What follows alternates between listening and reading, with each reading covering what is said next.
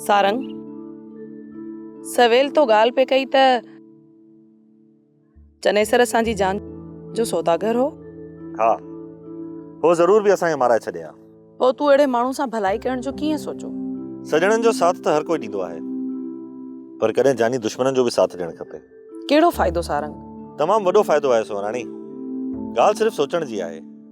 मिसाल तौर ॾिस सोनाणी, एॾो बदिलियल ज़हन मुंहिंजी हिकु सुठी सोच सां बदिलजी वञे त इहा सुठी ॻाल्हि आहे न। सारंग तूं छा थो सम्झी त चनेसर खे पछताओ थींदो? मूं त कोशिशि कई आहे हिकु सुठी सोच जी बुनियाद ते, त हुनखे इहो साबित कयां त सुठी दिलि वारा माण्हू चङाई बि करे सघनि था। अच्छा, बाक़ी हक़ ऐं सच त उहो मूमल जे कयल मंसूबे मां सम्झी वियो हूंदो। हा इहा ॻाल्हि तुंहिंजी मूंखे दिलि सां लॻी। हू मूमल जी धोखेबाज़ी ऐं तुंहिंजी वफ़ादारी मां ज़रूर कुझु सबक़ हासिल कंदो। शायदि वधीक अचे त ख़बर पए। हा ठीकु आहे, मां घर जो कमु कर।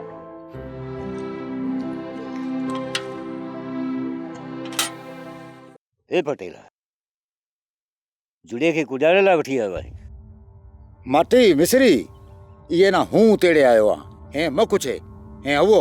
काका मिस्री तू वॾो आहीं, मां हथ थो ॿधां, ग़लतियूं सलतियूं थियूं आहिनि, हाणे खणी मूंखे माफ़ कर। माटी मिसरी हैं ये ना माफ़ कर, ये जुड़े ना हूं ले आयो आ। बिली जुड़िया मोह छॾी तोखे माफ़ कयुमि। माटी मिसरी जुड़िया हैं उठियो भाकुर पायो खीर खंड थिया परा। ओए आओ काका पटेल वारी भूरे वठ बि त हलणो आहे न। ओए मिसरी ना बतेड़े दा हला। आओ काका मिस्री उथी काका हैं मिस्री, उठियो उठियो भाकुर पाओ। मूंखे माफ़ कर। उठियो उठियो माटी उठियो उठियो हैं भाकुर पाओ पाओ। काका हां माफ़ कजा, ग़लतियूं सलतियूं माण्हू खां थींदियूं आहिनि। हां हैं हलो हैं हलो। अव्हांखे त चङी तरह ख़बर आहे चनेसर राज भाग खां थर जे हिक हिक माण्हूअ खां माफ़ी घुरी हुई। रही ॻाल्हि मुंहिंजी, आउं ॻोठ खां ॿाहिरि वियल हुउसि, कराची वियोसि कंहिं कम सां। अव्हां सभिनी खे त आउं चई वियो हुउसि, ख़ुदि मुख़्तियार तव्हांखे बणाए वियो हुउसि, जेकॾहिं चनेसर अचे थो ऐं माफ़ी घुरे थो त हुनखे माफ़ करे छॾे। असांजे करे अॼु हिन सारग खे हिन दौर जो मिसकीन जहान ख़ान चओ त घटि न थींदो।